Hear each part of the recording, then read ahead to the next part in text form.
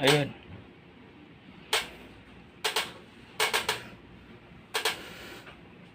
Convert to universal.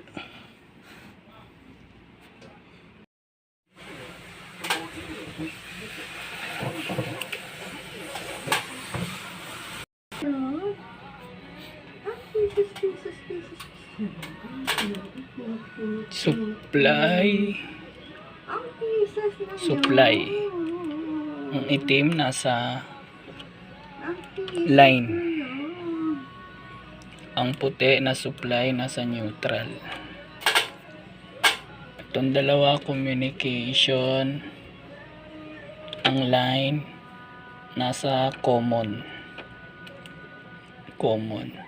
Ang neutral na communication nasa neutral din, line 2. Communication tong dalawa.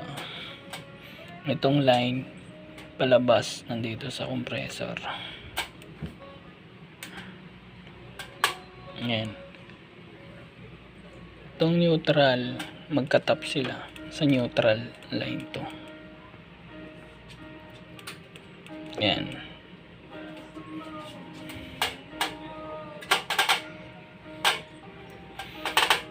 Itong line ng pan motor na itim, itatap sa neutral. Ito yung line ng pan motor, itatap sa neutral. Itong dalawa sa capacitor. Itong pula puti sa capacitor. Ang magiging line to ng pan motor itong puti. So itong puti na to, pag nalagyan na ng capacitor, dito na ilalagay sa high. Ang line 1 nasa neutral. Itong line 2 ilalagay sa speed high. Bali yung line 2 na yung magiging speed.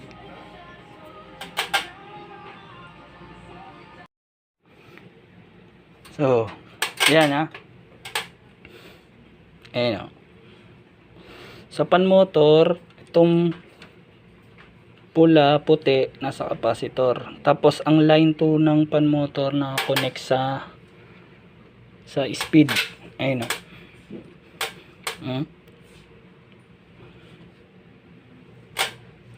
Diba? Nakakonect sa speed. Sa high. Tapos, ang line 1 niya nakakonect sa neutral. Ayan o. Sa neutral nakakonect.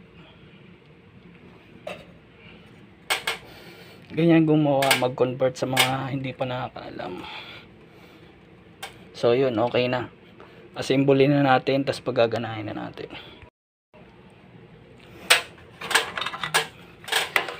Sample natin.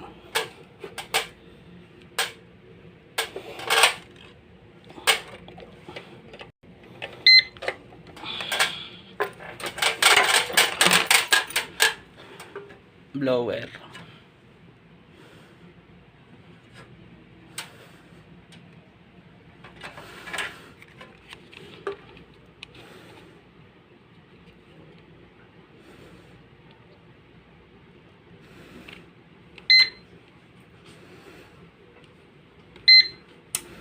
Ayan na.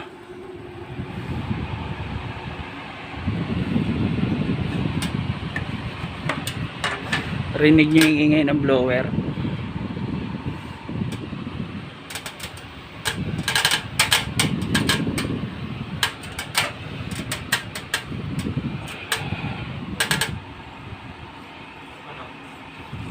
Okay na, di ba?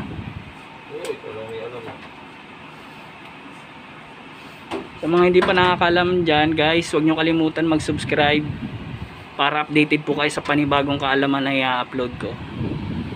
Gumagana na yan. Marumi lang ang unit. Ayaw ipalinis ng may-ari.